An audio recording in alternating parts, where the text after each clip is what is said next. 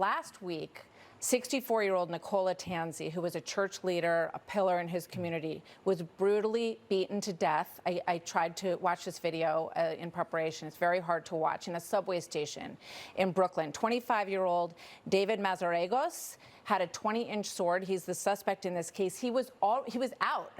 They lowered his bail so that he could get out. He was already waiting a trial for attacking someone in Chelsea. 33 past arrests. Why was this man on the street? What would stop him in your administration from being on the street? Because what we would do is actually address the systemic problems that would ensure that someone who goes through the system this many times is actually, his issues are addressed, the services are provided. Right now, all we have is going in and out, especially when it comes to mental health. I'll give you an example. Where would he be in your world? Where would he be? In a mental institution?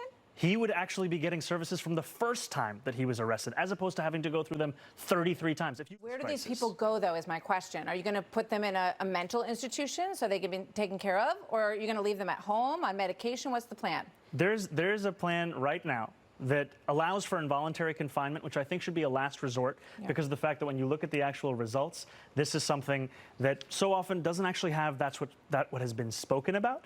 But what we have today that actually works for New Yorkers with serious mental illness, there are things like Fountain House. This is a clubhouse model, peer-led rehabilitative treatment for New Yorkers with serious mental illness. It costs $4,000 to have someone in Fountain House for a year.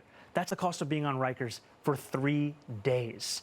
And what we see, however, is that those services, they increase employment by 50%, they reduce hospitalization by up to 45%, and they actually reduce the cost of healthcare as well for those same New Yorkers.